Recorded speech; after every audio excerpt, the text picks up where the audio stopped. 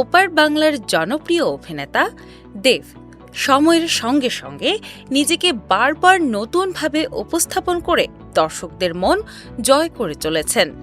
বাংলা সিনেমার ধারা বদলালেও তার জনপ্রিয়তা এতটুকুও ভাটা পড়েনি, বরং ভিন্নধর্মী ও ছকভাঙা চরিত্রে অভিনয় করে তিনি নিজের অবস্থান আরও শক্ত করেছেন। ক্যারিয়ারের বিভিন্ন সময়ে দর্শক তাকে নানা রূপে দেখেছেন, কখনো রঘু ডাকাতের সাহসী চরিত্রে, আবার কখনো অভিযাত্রী শঙ্কর রায় চৌধুরী হয়ে বড় পর্দায় হাজির হয়েছেন তিনি।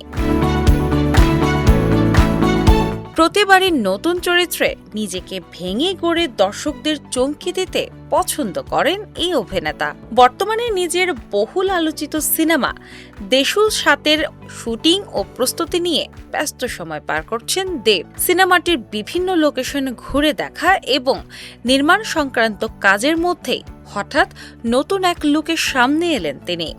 সম্প্রতি সামাজিক যোগাযোগ মাধ্যমে দেব একটি ছবি শেয়ার করেন, যেখানে তাকে দেখা যায় একেবারে রাজকীয় সাজে। ছবিতে তার পরনে ছিল ঘিয়ে রঙের ধুতি পাঞ্জাবি, মাথায় রাজকীয় পাগড়ি এবং মুখে মোটা গোঁফে যেন অন্য এক চরিত্র ধরা দিয়েছেন এই অভিনেতা। ছবিতে তাকে রাজসিংহাসনে বসা অবস্থায় দেখা যায়, যা মুহূর্তেই ভক্তদের মধ্যে ব্যাপক কৌতূহলের জন্ম দেয়।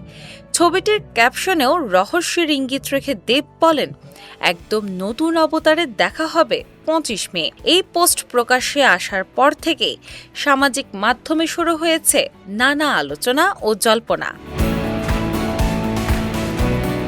বিশেষ করে তার নতুন লুক দেখে কেউ কেউ ধারণা করছেন হয়তো নতুন কোনো পিরিয়ড ড্রামা বা ঐতিহাসিক গল্পভিত্তিক সিনেমার প্রস্তুতি নিচ্ছেন অভিনেতা, যদিও এই বিষয়ে এখনও আনুষ্ঠানিকভাবে কিছুই জানানো হয়নি।